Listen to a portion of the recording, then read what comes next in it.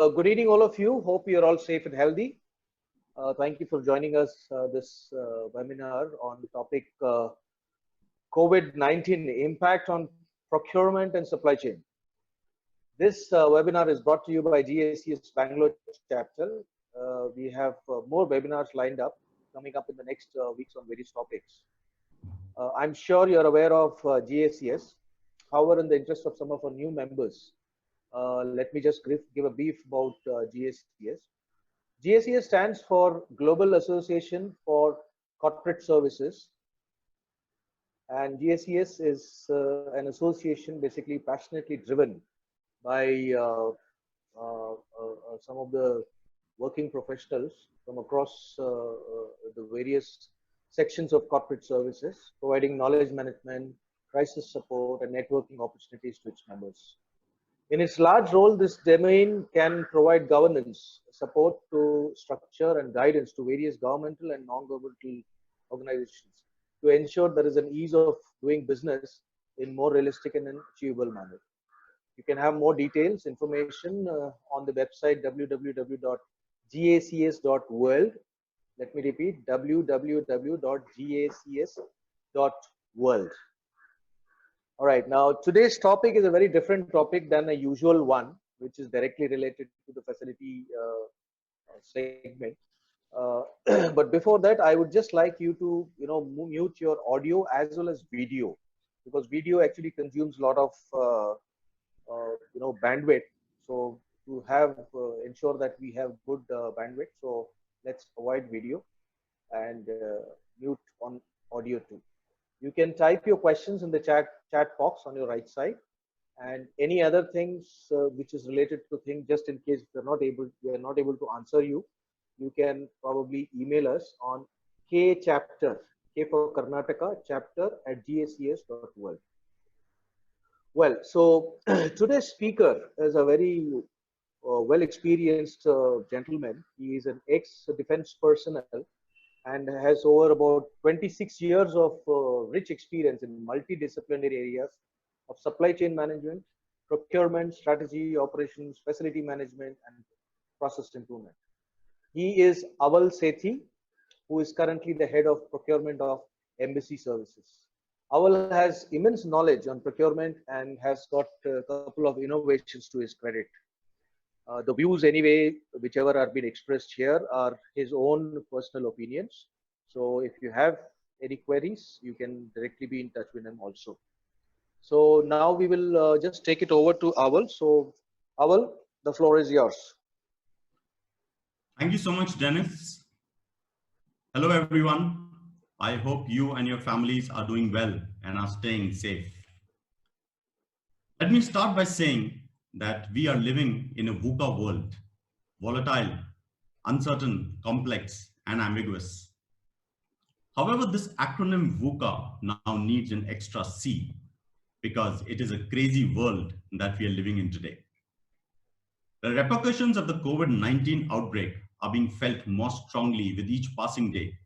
And despite the unprecedented steps and the cumulative efforts undertaken by the governments, businesses, and individuals to stem its growth, the virus continues to rampage unchecked across the globe, causing loss of life and hitting businesses across industries and verticals. The fact that the origins of the virus lie in China, the de facto factory of the world, has only served to accentuate the damage from an economic perspective, with a significant percentage of supply chains reeling in shock and crumbling with each passing day. Very recently, as per a March survey conducted by the Institute for Supply Chain Management, nearly 75% of the companies reported supply chain disruptions in one form or the other due to coronavirus-related restrictions. And the figure is expected to rise further over the next few weeks. Other interesting figures that emerged from the survey included the lack of any semblance of a contingency plan for almost half the companies in case of a supply chain disruption. And well over 50% of the companies also reported experiencing sudden, unexpected delays in receiving orders, a problem that was compounded by supply chain information blackout across the supply chain. Now, this obviously brings out the vulnerable state of the global supply chains, the lifeblood of our towering economies. However, the writing has been on the wall for quite some time. Consolidation of suppliers by historically been a key strategy, and the limited focus on de-risking procurement and supply chains over the last several years has contributed to the current state of affairs, with shortages of key items globally barely a few months into this pandemic, bringing into question the very foundations of the ultra-globalized economies that we see around us and live within today. When we look at some of the challenges, COVID-19 is forcing diverse industries to really rethink and transform their global supply chain model. There are many industries that are experiencing tremendous cash flow pressures due to the declining sales and their high fixed cost. In contrast, at the moment, the impact on manufacturing so far has been relatively limited, apart from some labor disruptions and delayed return of the workforce. Real estate owners across every asset class should today consider longer-term behavioral effects of the outbreak. When we look at the commercial office space, in the last few years, there has been a trend of densification of our office environments and moving into an open plan layout culture. But these trends are now going to reverse sharply. What this actually impacts is the standards for HVAC and various other workplace design parameters. The supply chain professionals will have to actually, along with the stakeholders, go back to the drawing boards and work very closely with some of the supplier partners to replan and redo some of these aspects. When we look at residential, the product design may change itself to meet some of these new preferences for more physical space, more intensive operational requirements. When we look at the hotels and the hospitality space, there has been a moratorium on business travel, and this could have long-lasting impacts. Also, the fact that the last couple of months have actually taught a whole lot of us to operate on video conferences, therefore, thereby further restricting your travel. What this would eventually mean is that we will need to go back to the hotel industry, relook at our contracts, and look at our commitments on minimum room guarantees to some of these hotels. When we look at B2B e-commerce, consumers may permanently adjust their buying habits for certain categories towards e-commerce. And we've seen some of these brands very active on a B2B e-commerce platform. And there are many companies that have actually mushroomed in this space. Brands who are still depending on physical sales channels will start to see an impact on their businesses unless they move to the digital platform. Some of these brands who've extensively relied on physical sales may actually be on a brink of bankruptcy unless they quickly adopt and move into e-commerce platforms. Some of the asset classes will move and acquire niche status like self-storage and cloud kitchens. And this will predominantly be because a large section of our workforce will have the options of working from home. And these two segments will actually cater to their requirements. Other asset classes like co-working and co-living, whose business models are essentially based on community interaction, may start to see a little bit of a slowdown, a little bit of stagnation, or maybe in the short term also a little reduction in the demand for such spaces. When we look at the manufacturing sector, probably this is the first time when all the three critical components in manufacturing, which is demand, supply, and workforce availability, are all affected simultaneously. There are sectors who are providing vital goods, and they are struggling today to meet the demand because it is driven by panic buying.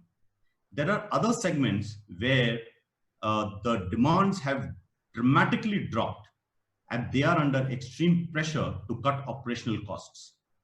Some of the major manufacturers who are dependent on their supply chains for parts and raw materials from some of the South Asian countries are now experiencing severe disruptions. There is also an additional level of pressure on manufacturers which comes from the social distancing norms and the employee safety measures that have now been put into place, as almost 50% of the workforce will now be unavailable to perform their functions on site. Well, I just to continue on to this particular segment, I just wanted to know, what do you think are the challenges that the facility team would face when you are talking about challenges as such? Dennis, sure. So I think facilities is not too far behind in terms of its own set of the challenges. And when we look at facilities, the health and safety of the people come on top today. Many employees will have that option of working from home, but there will also be many employees who will not have that option because they are critical resources. And for those that cannot and have to come into the office environment, supply chain professionals will play a very critical role in working with stakeholders and supplier partners in ensuring that the deep cleaning and hygiene standards are maintained as required on these facilities. Critical supplies like hand sanitizers, face masks, etc., and other medical equipment and supplies is made available in adequate quantities. We've already seen price gouging by some of the supplier partners in the initial months, where some of these items have been priced exorbitantly. But as availability has come into the market, we've seen that the prices have now become standards, and it's a big sign of relief for some of the supply chain professionals who've actually been struggling to meet these requirements. The employees on sites will also need more of food options. Cafeteria management will become very critical. Handling of suspected or confirmed cases at sites of COVID-19 and how facilities can be safely reopened will all become critical. Let us also look at the growth in the corporate outsourcing. Now, the ongoing health crisis would also accelerate the trend of outsourcing over the long term. Occupiers will increasingly seek third-party real estate services to sustain business continuity. There will be increased demand for new workplace design, including more digital, flexible, or other working solutions. There will also be focus on business continuity and innovation to be brought into facility management. We've already seen a few FM service providers who started to provide extra incentives to their blue-collar workers who are cleaning towers and complexes, or staff from the maintenance background. Now, these workers are being provided food, temporary accommodation, hygiene support, and the safety is being taken care of. Not just that, they're being provided adequate transport facility to pick and drop them from where they are staying to their workplace and back. Now, some companies have actually gone a mile further and provide additional benefits even for the families of some of these resources. And while others have ensured timely payments of salaries in the last few months and extra incentives, which has promoted worker engagement. Now, while a lot of these aspects are being looked at currently as short-term measures to tide over the pandemic situation, but my feel is that the supply chain fraternity and FM leaders will need to look at these solutions and implementing them over a longer period. Let us also consider a new role that will seem to come of a certified industrial hygienist. Now, this is a professional who's well versed in pathogens in the workplace. This is a professional who will teach us about cleaning protocols, about the frequency of use, and about the mixture of chemicals. Now, these resources could either be employed on contractual basis, or they could actually become a key resource within organizations.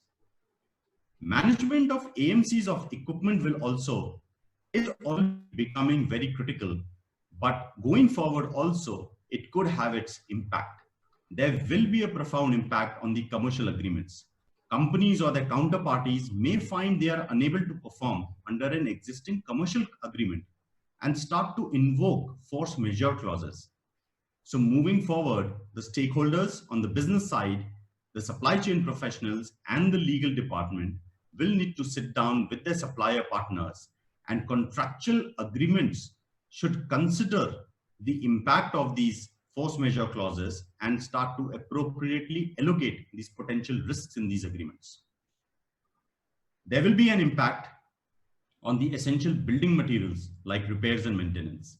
Maintenance schedules, new supplies, equipment spares are delayed and are becoming limited. But again, it depends on how the supply chain professionals have been able to build relationships, strengthen their relationship with the supplier partners to ensure some of these spares and material and supplies are made available on sites as per requirement. Yes, in the short term, there will definitely be an increase in the operating expenses as a result of the increased cleaning schedules, distribution of masks, sanitizers, and other wherewithal to take safeguards against the COVID-19. But there are also other categories on sites and facilities like the utilities, the fire and safety systems, hydrants, which can be renegotiated with the supplier partners. And between the two, some costs can be offset so that overall the budgets can be managed by the facility teams. This is an opportune time to also start leveraging your supplier relations. The relationship will supersede the written contract and the foundations built in the past work to support ongoing operations now. It is also imperative that moving forward, we establish a much better working partnership together with some of our key suppliers. There will also be communication and partnership with the landlords, which will become very important. More specific questions in facility lease around potential exposure to COVID-19 virus by tenants or the visitors coming into your facilities and what will their safeguards be could start to come up in the language of the lease that you put together. Agility in real estate is also will be a key. Now, traditional real estate is not agile enough to align with the changes most companies are experiencing today. And agile refers to the flexibility around the use, amount of space, location, the length of the lease term, etc. And at the end of it, I feel that it is a partnership. We are all in this together as owners or tenants, insurance companies, governments, other stakeholders.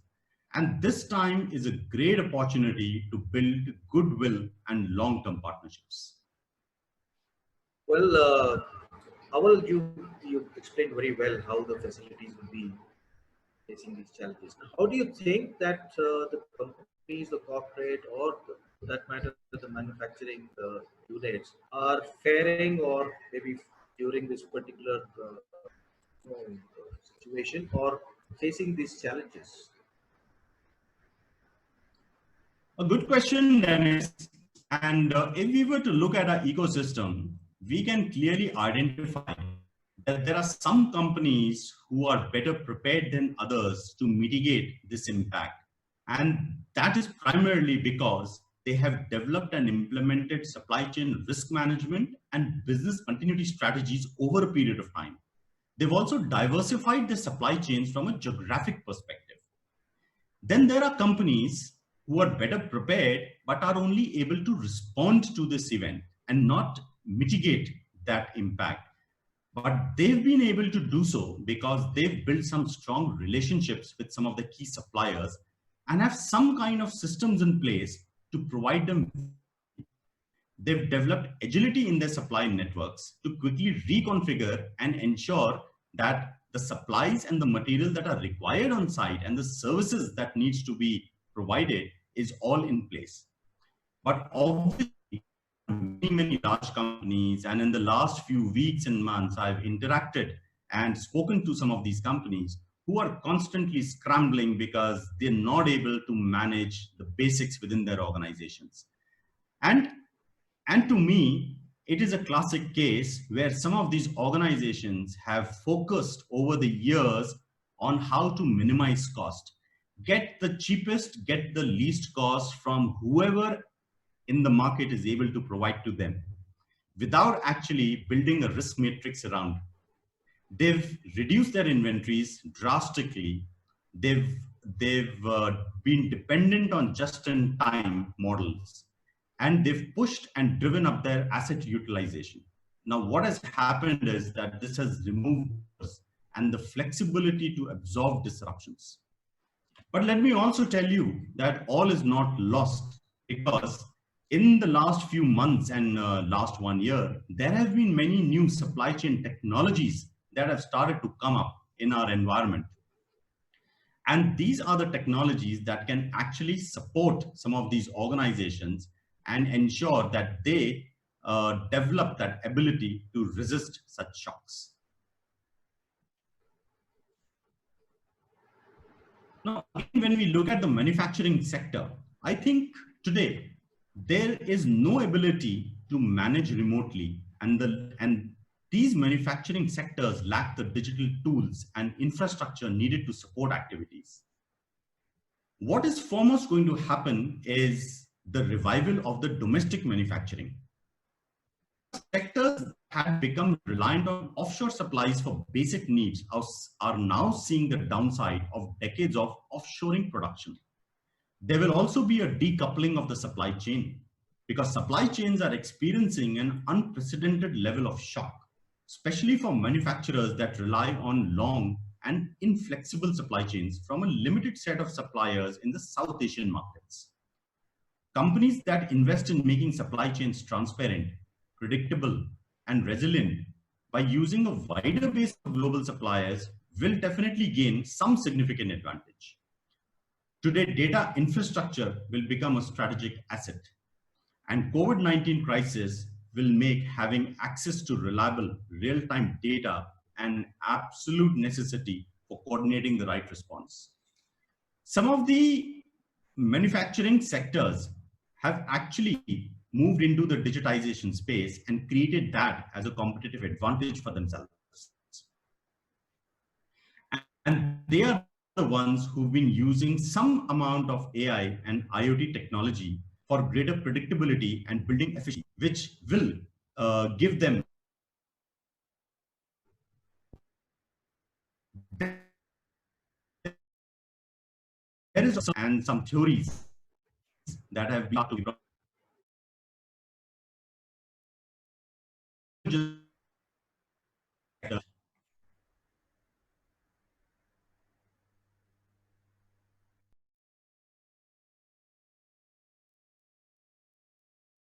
manufacturers may lose up to 50% of their on-site personnel. Now, there is a need for rapid adoption of remote diagnostic management and collaboration tools, and this will result in the emergence of a virtual shift. Now, what is a virtual shift? It essentially is just a team of specialists connected remotely and constantly online in order to guide and support the reduced physical shift of on-site personnel. So, Aval, there is a small question here. I just wanted to, because we know that there's so much of, activities in this particular sector as far as supply chain and procurement, logistics is concerned. So, do you think that companies in the coming days would probably move the supply chain, the whole supply chain, segment to a digital platform?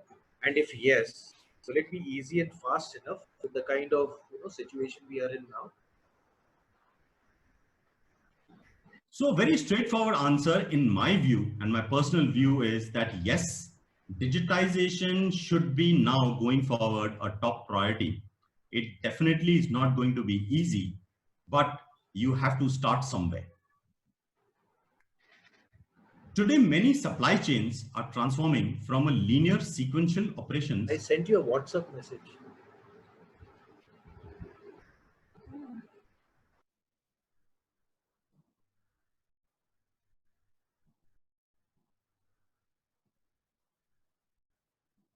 Sorry, you've sent to me? Dennis? Dennis, can you hear me?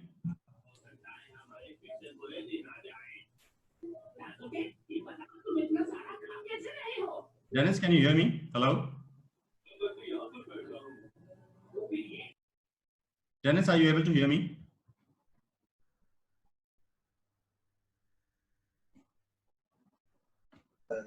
I'm sorry, please carry on. It was not a Sorry, message. are you I'm so able to sorry. hear me? Are you No, able no, to no, hear? no. Yeah, yeah, I can hear you. I can hear you. Please carry on. Oh, okay. Sorry, Okay. sorry. Okay. So we were talking about the digital space, and I was saying that today many supply chains are transforming from a linear sequential operations to a dynamic interconnected system that can more readily incorporate ecosystem partners and evolve to a more optimal state over time. But thanks to the rise of the digital supply networks, suppliers, manufacturers, and customers now come together around a dynamic digital core powered by real-time data.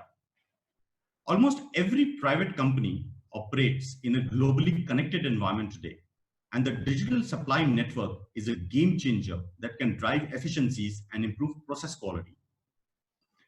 Now, key factor behind the emergence of the DSN is the increasingly fragmented nature of our businesses.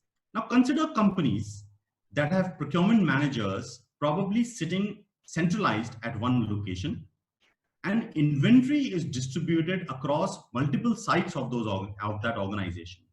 Now, these organizations will need to know what is being procured for them, what are these supply managers buying and sourcing, what is being provided and shipped by the suppliers, and what is being stored at a given moment in time in various facilities. And this information could be asked for and demanded in real time. Now, with the Industry 4.0 concept, there's also been an emergence of the supply chain 4.0, which essentially means the application of various technologies that you hear about today, like the Internet of Things, the advanced robotics and analytics, and so on. But to manage agile networks, we have to use extensive sensors, and we need to create networks everywhere and everywhere that is possible. Now, if procurement teams can be smarter in analyzing data out of spend capture systems, which normally requires massive efforts to be linked, cleaned, and sifted to be put to analysis, then they can focus on savings and delivering value. Using cognitive applications like chatbots, automated communication could be provided for a range of supplier queries, thus reducing the administrative efforts in procurement. Now, classic example is when we log in into some of these travel websites and want to book our own hotels or air tickets, there is a chat box that pops up, which asks you, may I help you? And you put in your query and you get an automated response. What it essentially is doing is digitizing a lot of the FAQs, which become standard responses. And the same technology is being used for a range of supplier queries today. We've already started seeing the penetration of some of the technologies related to the Internet of Things. So we're seeing smart energy meters, we're seeing interconnected thermostats, motion sensors, diagnostic sensors, all as inputs into the larger building management system. We've also seen the physical and the digital guarding services with cameras and security sensors being inbuilt and installed in and around the buildings, interconnected into a command center, which gives you a better management of your security of your building premises. Advanced digital solutions are required to trace supplier networks reliably across the multiple tiers to fully understand order and supply status. A number of organizations have started to use digital platforms, e-procurement platforms, but there are also still a large number of organizations that have not yet moved there. Now, e-procurement platforms incorporates your B2B platforms to help you manage catalogs, your sourcing management. There are various SRM tools to manage your supplier relationships. There are P2P systems to manage purchase requisitions to purchase orders. You have spend analytics tools available. You have reverse auctions that help you improve the buying. Blockchain today, again, is not just a buzzword. Blockchain is actually being used today. and it helps you record price, date, location, quality, certifications, and other relevant information as required by organizations.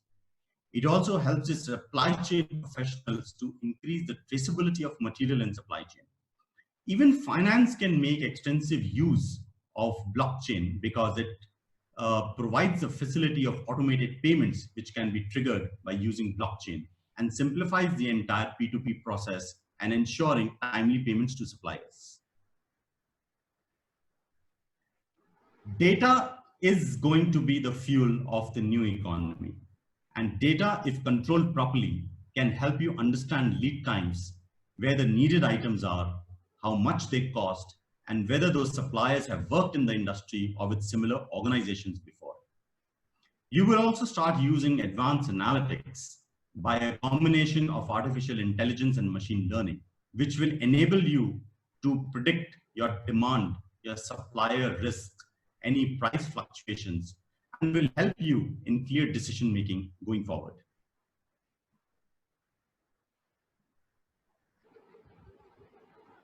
I will talk a little about supplier collaboration and innovation. Now, a lot of organizations actually cannot differentiate between SRM and supplier collaboration and innovation. Supplier relationship management, or SRM as we call it, is essentially procurement-led and about managing the supplier, mostly around short-term performance metrics. It is unidirectional and it is something that is done to the supplier. On the other hand, supplier collaboration is a business strategy and is built along with business stakeholders. It is multi-directional. It is done with a supplier, taking him as a partner in an environment of trust and transparency. Now, innovation and collaboration cannot exist without each other's support. And therefore, the focus should be on introducing collaborative ways of working first. The key here is to create internal alignment and a collaborative mindset and culture throughout each part of the company involved in the project. Externally, suppliers won't fully take part unless there's something in it for them. So always aim for a two-way benefit from the word go. And as we say, it should be a win-win scenario. Let's also look at the supply chain risks that we have today. Now, most of the organizations that are facing massive supply chain disruptions due to the coronavirus outbreak do not seem to have visibility to their tier 2 suppliers or are highly dependent on single geography or a single supplier to source key products. Now, these are the organizations that don't have visibility into their extended supplier network to assess their risk. They don't have access to modern digital technologies to understand their supplier performance and manage risk in case of a global pandemic like a COVID-19. Organizations should gain more visibility into their extended supplier network and diversify their suppliers across geographies to multi-source key commodities or strategic components to reduce their resilience or reliance on a single supplier. Now, they should also invest in increasing their digital supply chain capabilities to have a better understanding of their inventory and stock out of their direct material. There are obviously lessons for each one of us. And the foremost one is that post-COVID, it is going to be a brave new digital world for all of us. The current situation is likely to accelerate the digital transformation initiatives for businesses as they are forced to face their weaknesses and vulnerabilities. Technology-led business models will emerge as more critical and important than ever and will play a key role in defining strategy as we reimagine the global supply chains of tomorrow. But based on some of the lessons that are being reinforced and validated in the current global crisis, there are several ways in which businesses can go about creating resilient supply chains in the post-COVID era. For one, as we have already seen, there is an urgent need to reduce dependency on physical labor. And most of us, I'm sure, would have struggled with the shortages of the blue-collar workforce of housekeeping janitors and staff or the technicians, the technical manpower on sites, or the support from some of our equipment maintenance providers, and so on. How can we bring in more automation to safeguard against these physical labor dependencies? We will have to look at intelligent procurement, which will help organizations understand where and when to source using advanced machine learning algorithms based on past purchases, pricing, and industry trends. Supply chain control tower, which is a single source of truth from sourcing to delivery for all trading partners to see and adapt to changing demand and supply scenarios across the portfolio, will start becoming critical. Supply chain data management with intelligent automation and analytics will bring end-to-end information management to capture supply chain transactions accurately and help gather insights around supplier performance, supply chain diagnostic, market intelligence, and risk management. And supply chain simulation will help in modeling new supply chain strategies based on business model changes. It helps to validate and identify the best cost-effective network to achieve the necessary service levels across the value chain. The roadmap to procurement transformation. I'm sure you would all agree with me that procurement transformation will not be an overnight success. Transforming procurement from a tactical to a much more strategic value-add organization will need a well thought about procurement transformation model and a flawless execution to achieve the stated goals. Digital disruption is real. Let me tell you that for a fact, and expect a smack in the face, because that is not going to go away.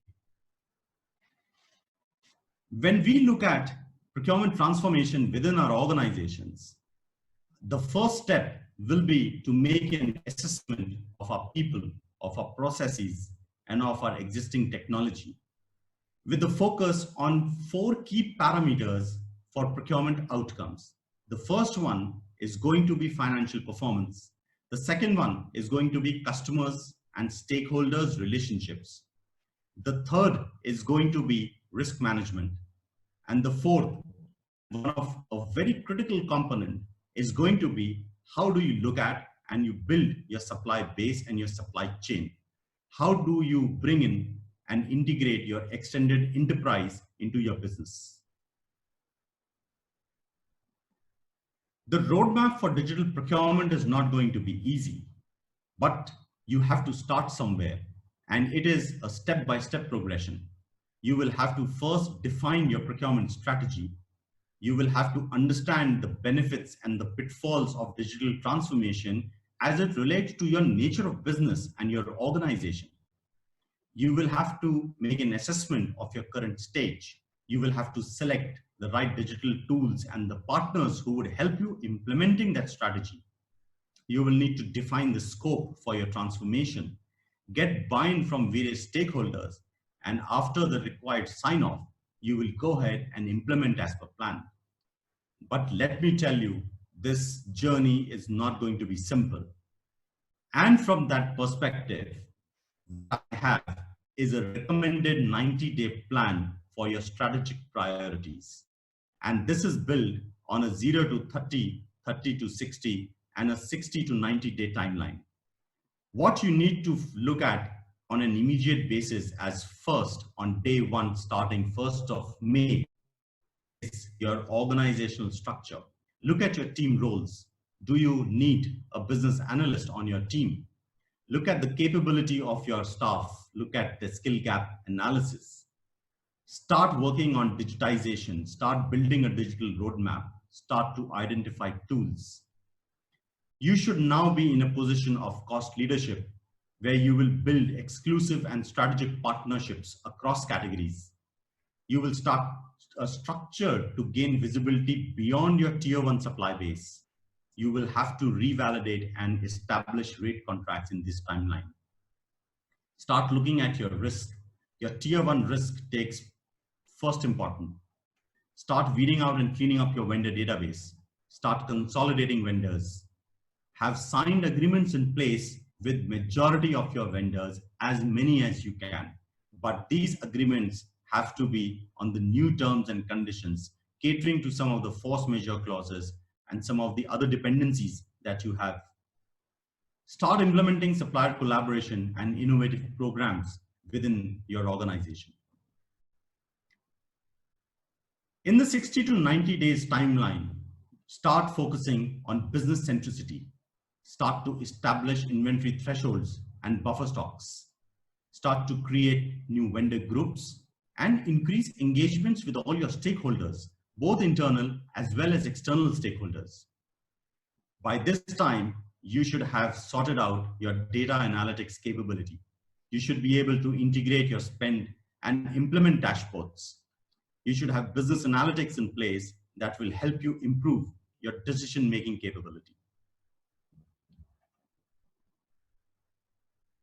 To conclude, I will say that it is now time for procurement and facility management fraternity to come together stronger. Let's come together and create unique solutions that benefit all of us. Establish a platform to share best practices from our organizations, bolster supply chain transparencies, foster better relationships with our partners, strategize contingency plans and risk mitigation strategies, and eventually help each other to succeed. Thank you very much. Thank you, Aval. Thank you so much. Thank you for your insight on this particular subject. We have got a couple of questions, but at the same time, I just would like to inform a participant that if you have any questions, please post it on this chat box, which is on the right side, so that we can pick up those questions and probably put it across to Aval. But Aval, for the moment, we have two questions. One is that it is asked by Mudit Sharma. He asked, what are the three most important things that leaders can do to create good remote culture? A good remote culture. Yes. So if I understand this correctly, so this could be in a context of people working from home. So one that I have been following is try and connect with your teams as often as you can. And the discussion and the connection should not purely be official, should not just be work around, but also there could be people who may be staying alone, who may be away from the families and may require emotional support. And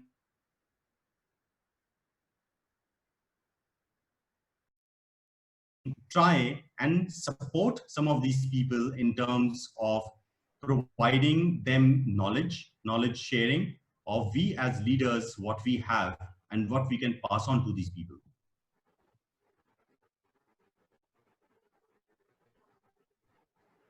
Dennis? Thank you, Aval. Mudit, just to add on to it, I think this question is more pertinent to human resources, because they are going to be probably, kind of formulating some kind of a policy, some kind of a guideline that how you can work, be it working from home or be it, like in the previous webinars, we have said that 6 feet office.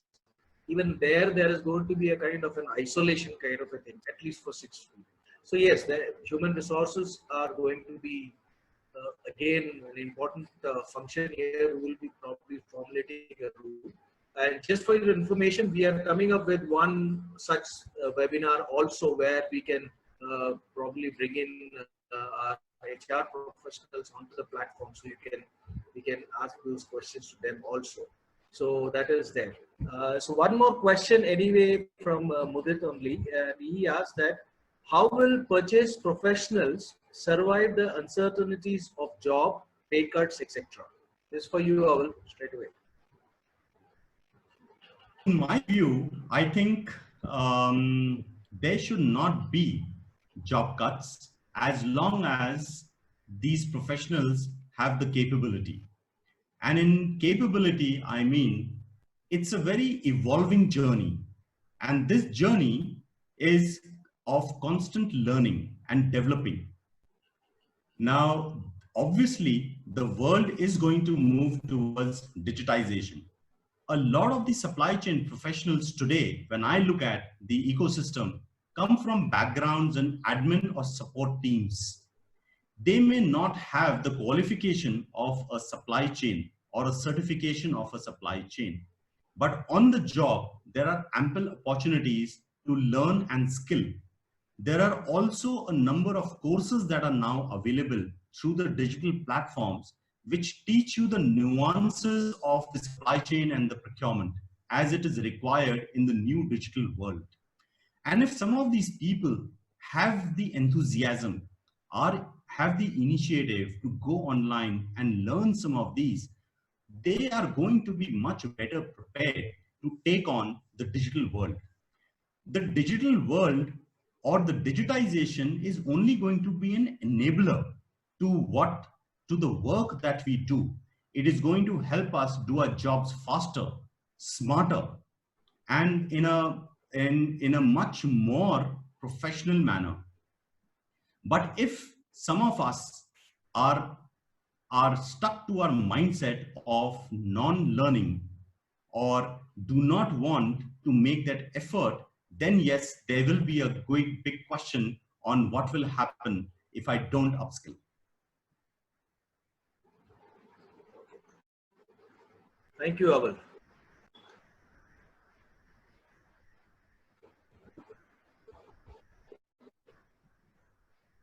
Yeah, Aval, can you hear me?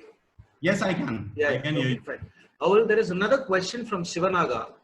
He is asking a question which is related to the procurement folks as such. He says, what are the techniques IT company procurement folks need to adopt to change the paradigm in the wake of the post-COVID? So that's an interesting question, and thank you for that question.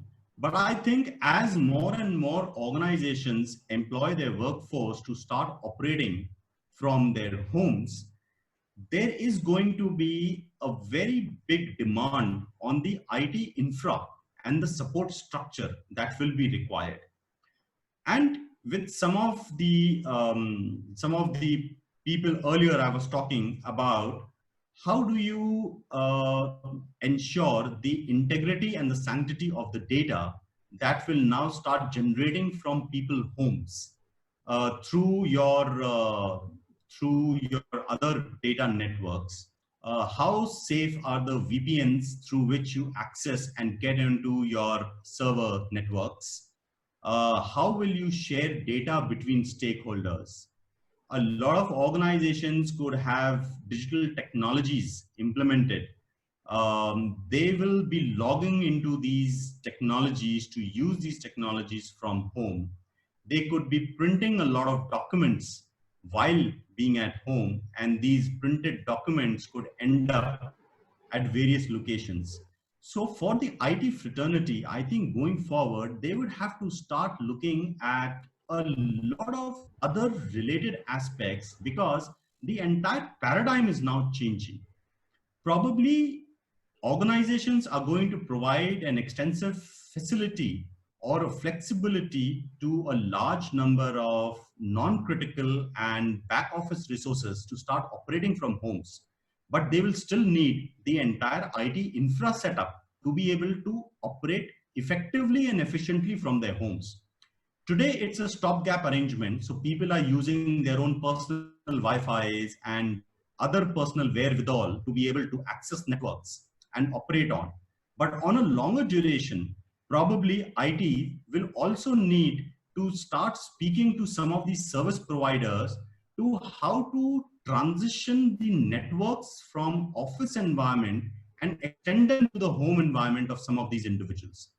And this should be done seamlessly. So if an employee logs in office and logs in from his home, he should have the same environment, the same bandwidths that are available, the same security guidelines that are extended to him, and so on and so forth. Okay. Thank you, Shiva Aval. We have a question from Viswanath Sitaraman. However, it is not related to procurement, but it's a very interesting question. Probably it could be a general question. It says, can we route CSR funds to support staff in kind and benefits of tax rebate for company? So whatever we are probably doing as a customer, corporate social responsibility, can we, pull out something from that and fund our maybe our support function or housekeeping or security staff during probably in this particular scenario or maybe post that. So probably that is what is the question. It's a very interesting question as such, but I'm not sure whether it is right to answer from our end or so. Probably you can just try, Aval, if you have any insights on this. Yeah, sure. So, I mean, I don't have a straight answer to it, obviously, because, I mean, there are guidelines that are laid down for how you consume the CSR fund within organizations. And there are certain sectors and segments in which you can put in the money. But yes, in these times, we've definitely seen organizations who've supported a lot of their blue-collar staff with extra incentives and other facilities.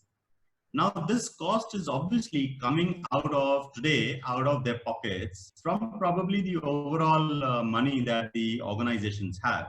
But it's a good case to build up to say that can some portion of the CSR fund actually be utilized in providing benefits to some of these employees? And, and I would probably focus more specifically on some of these blue collar staff rather than your normal employees, because they are the ones who are the harried lot today. They are the ones who are probably troubled, and we've seen that in the last few months, how they're harassed in their daily day-to-day movement coming from where they're staying to the sites where they are working. They've been stopped by the police at various barriers. They've risked their lives to a large extent. They've got beaten up, some of them, and so on. And like I said in my earlier presentation, that what the business continuity and the innovative arrangements that are being made today and being looked at in a short time would actually become a long-term solutions for ensuring attendance on sites, for example. Each one of us struggles to ensuring that the maximum staff is available on sites. You will continue to have shortages around housekeeping staff and some of the other critical staff, with people doing extended overtimes and so on. And if some of these CSR funds are utilized to provide certain benefits in terms of hostel facilities or proper care and food opportunities, I think that should go a long way. Thank you, Aval. There is one more question from Saurav. I'll just read the question. Somehow I couldn't pick up the actual meaning of it, but I'll just read it out. It says, how to optimize between vendor consolidation and diversification, especially in case of strategic partner supplier relationship, in case of such COVID crisis. I'm not sure. So if you can say that question again, Dennis, it is about vendor consolidation and diversification. Yes. In case of strategic partner supplier relationship. Right. So look, today, the way that most organizations contract is with one direct supplier, and we set up agreements with that supplier. And that is the supplier that we call as our tier one supplier. Now, the tier one supplier today could have dependencies on their own supply chain and their own suppliers or their sources through which they procure the material and the supplies. Now, today, most organizations do not have that visibility. Now, for products and for material, we look at consolidating with that one supplier. So for example, you could have one supplier who could be providing you stationery, who could be providing you pantry supplies, who could be providing you repair and maintenance, who could be providing you technical spares also, because he's an aggregator and he's able to offer you solutions. So you bundle up everything and put it in his bucket. Now, tomorrow, if that one supplier fails, what happens to your multiple categories? Your multiple categories are at risk. So while it is good to aggregate, but aggregate by category, do not aggregate categories together and build capability within the categories to create redundancies in categories and go multi-geography multiple cities to look at various vendors across. Thank you, Aval. There's another question probably on the geographical idea only here. It is from Dev. He says, how to manage supply chain if we have geographical limited supplier in our location? In this condition and in outside world, also everything is in lockdown. So how do we probably manage in this kind of situation? One of the key components and elements of a supply chain and a task of a supply chain professional is vendor development. Now, unless an organization has just sprung up new in an area which is completely barren, you would be in a particular region for a period of time. And you will have some kind of suppliers to service your requirements either in your immediate vicinity or in your immediate city or geography. Now, what the supply chain professionals struggle with is getting quality out of that supplier because he is not a professional. And that is where one of my key focus areas is about the collaboration and the innovation with the supplier. That is about sitting with the supplier, making him part of your strategy, your business, telling him what you require, what your criterias are, do joint R&D and product development to bring in some of these solutions into your organization. And by my own example, I have enough examples, and if somebody were to come to me offline, I can tell them, I've done it, my teams have done it, we've built suppliers from scratch, and in a year, we've built their capability extensively that vendor has created multiple business verticals within his organizations to be able to service some of the facilities and the client locations that we've serviced because there was no one else in and around that area. Thank you, Abel. Thanks so much. Anyway, so basically what you're saying is that instead of looking at a supplier as a vendor, let's look at him and let's collaborate with him as a partner, as a business partner. Absolutely, so, absolutely. Yes. Correct. Good. So anyway, we have one more question here. We are getting quite a lot of questions. So can you just see? All the participants, I request you to please ask questions related to procurement, supply chain management, and logistics only, please, so that we can address all the questions. Yeah. So the next question is from Viranchi Proyat. He says, with losses incurred during lockdown, many companies, especially MSMEs, will be going through a long and a painful recovery period. During this time, what suggestions or guidance do you have for procurement teams in achieving their cost reduction targets, assuming the targets remain in place?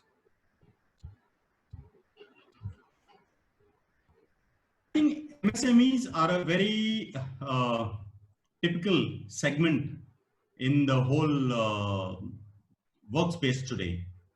And we know for sure that some of the startups and the MSME segment are really struggling. I know a lot of companies, and I've in the past few weeks interacted with some of these MSME companies where their production has completely halted because their staff has gone away to their hometowns. A lot of the products that they've manufactured are not being picked up by some of the international companies for whom they have manufactured these products. And they've come back saying to come to a midway solution of take a 50% reduction on their cost and kind of do a truce. Now, obviously, there will be a lot of push on the supply chain to look at how do you optimize costs. There could be a number of variables to this. One is depending on where you get your raw material from, where you get some of your parts that go into the manufacturing. And if there has been a dependency on some of the external countries or some of the other South Asian markets which have been severely impacted, um, you will have to look at nearshoring some of these aspects. Start looking at your market which is closer to where you are based, and start looking at the supply base in these regions. You will also have to start looking probably at changing or modification in some of your products as specifications to see if similar products or with similar specifications, can you bring in some cost efficiencies in your products that you're manufacturing. Um, also that you will within your manufacturing setup should be able to provide some kind of accommodation and infra support to some of your critical resources and workers that are on site who are manufacturing while the others have gone back. So classic example, if I were to pick up the textile industries, some of the exporters of classic apparels have converted their entire manufacturing units into producing masks and aprons for doctors and so on. So they've been able, because they had a whole lot of fabric lying within the factories, they were quickly able to look at different kind of solutions. They will probably still lose money, but at least they will be able to hedge their risk. And with conversion into some alternate products, they will be able to recover some of these costs. For a supply chain professional, it is very important to bring some of these innovative thoughts on the table as leaders, as a fraternity, to say, what is it that we can change? What is it that we can look at? Can we look at nearshoring? Can we look at changing in specification? Can we look at creating something new from where we started off? Are there any alternates that are available? How do we manage the workforce? That is very critical to ensuring some of this manufacturing and so on. Thank you, Amal. There's one more question here anyway, but I would just like to bring it to your notice. Like nowadays, what is happening is whenever we order for some kind of stuff through online or something like that, people just come, those delivery boys keep it at our doorstep or maybe at the gate, maybe at a particular location, but they are not delivering it right into our hand. So related to that, there is a question which is asked by RD Yadav. He says, how do you foresee contactless logistics coming up or picking up a shape probably in the future days ahead? Like, what is it going to happen? Like, currently we are into a lockdown because of the situation of the COVID-19. But what do you see this as a future? That will this become a trend in future, because this is an easier way than the current way? What do you say about that?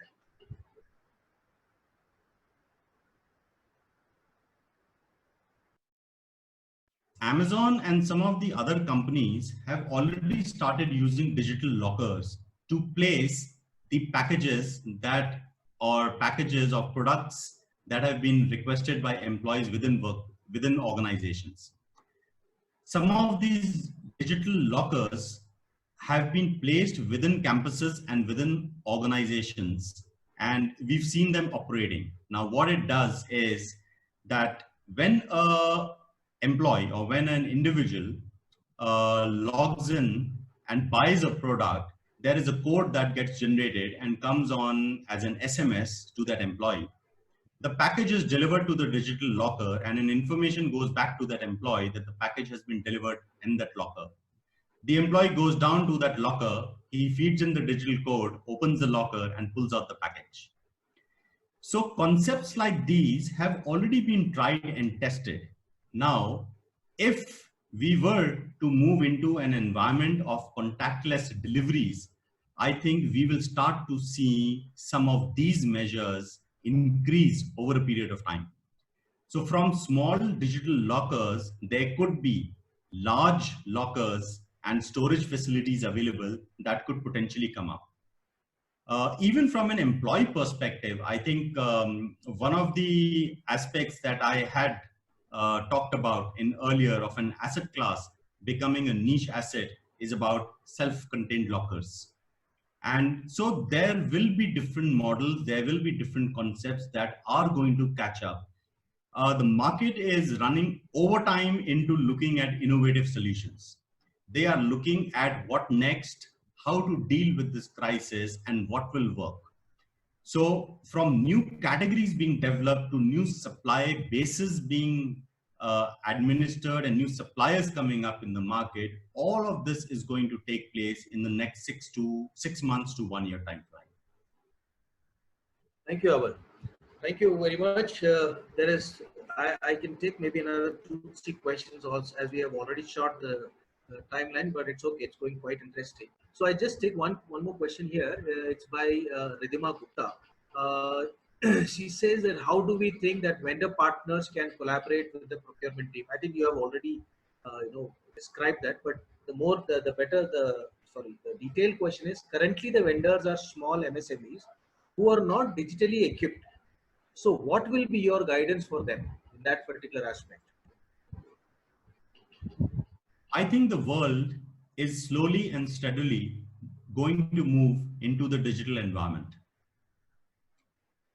There are adequate procurement platforms and tools that have been developed, and going forward in the next couple of months, there are going to be more and more of these digital platforms that are going to come up.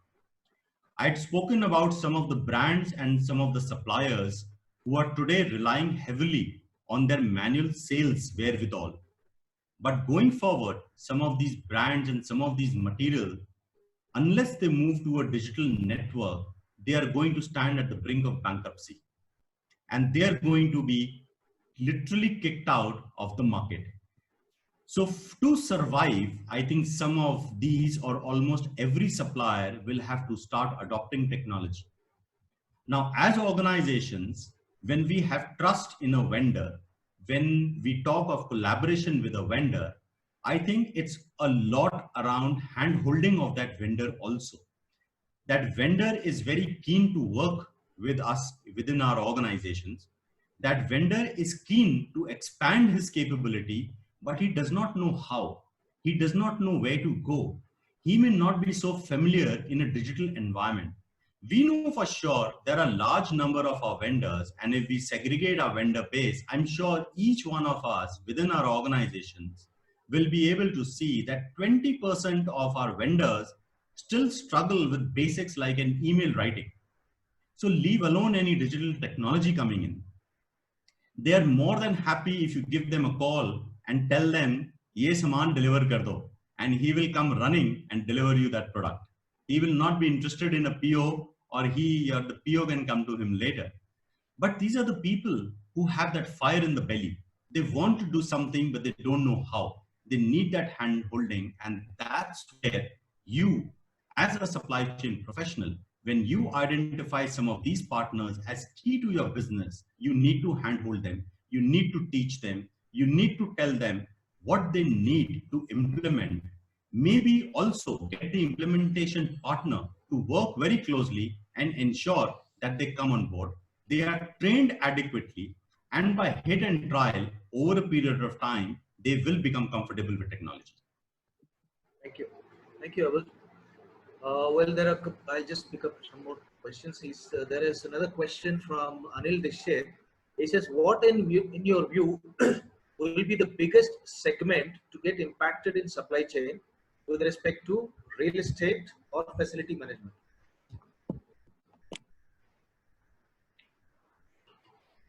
I think the biggest impact today is going to be some of the utilities, like, for example, say lifts.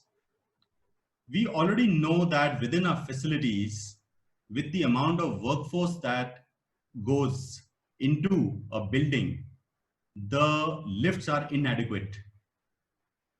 The moment a lift opens, you have people just rushing into those lifts. And now with the social distancing norms coming in, it's going to be a crisis. So this is going to impact in the way that these lifts are going to be utilized going forward. Also, as part of inputs into a building design and workplace strategies, I think the supply chain fraternity will have to work very closely with some of the suppliers and the stakeholders to ensure what and how will some of these utilities be factored in into a workplace design. And you could start with probably the DG sets, you could probably look at your UPS. So today, if you don't have as many people or a sizable portion of your people working from home, your light and lighting infrastructure and your building management structure may not have so much of a requirement of the UPSs, the battery banks that are currently installed. And if they're not used over a period of time, there will be issues and there will be problems. Supply chain professionals will be asked to renegotiate some of these contracts on utility usage, uptimes and upkeeps and maintenance of these. And I think that segment is going to be a big challenge for some of these professionals. Thank you, Awal. I think the questions are more or less true. But anyway, since we are just running out of time, so I would request you to please send across your questions, whichever you have raised, and probably we could answer to the email ID which we had mentioned, kchapter@gses.world. So thank you so much, and very glad to see that we have got a different set of participants this time compared to our last because this was more specific to procurement, and the person who was speaking also was a very well established procurement personnel. So I really, on behalf of GSES, thank Awal. A very happy thanks to you, Awal, for taking out time and sharing your insights, the knowledge, and whatever we have gone through. And we could Thank see a you lot so of much. we could see a lot of things which you just shared, like PR to PO, digitization of supply chain, and how supply chain control room can be done. It's a very interesting word, sentence like supply chain control room, but which clearly shows that yes, supply chain is going to be a very stronger segment in the future, and it's going to be quite a powerful and more effective segment. Then you spoke about SRM and how SRM moves to supplier collaboration and innovation, blockchain, and all those things. So thank you so much. Thanks a lot for all your insights. I also would like to thank the participants who have been very patiently and have been appreciating the topic, the way Awal was probably describing all those things. So thanks a lot, all the participants. And if you have any queries or something like that, you can always come back to us. Request you to please visit our website gacs.world, and you can have not only related to procurement but various other topics, and you can just get information from there. So my name is Dennis. I'm from Odessa Solutions. So I was actually moderating this particular webinar. So our next webinar is going to be on transportation, which we will inform you quite soon through WhatsApp and emails. So that topic is also going to be a very interesting topic, and incidentally, we are getting some of the top industry players in that webinar. So I'm 100% sure it's going to be a wonderful webinar. So let's hope then we meet again, and please do take care of yourself. Stay home, stay safe. Have a nice evening. Thank you so much for joining. Thank you very much, Dennis. And thank you to GACS for having invited me on the platform and the opportunity to speak. And thank you to all the people who've made this effort to spend time on a Saturday evening to listen to my thoughts. Thank you very much.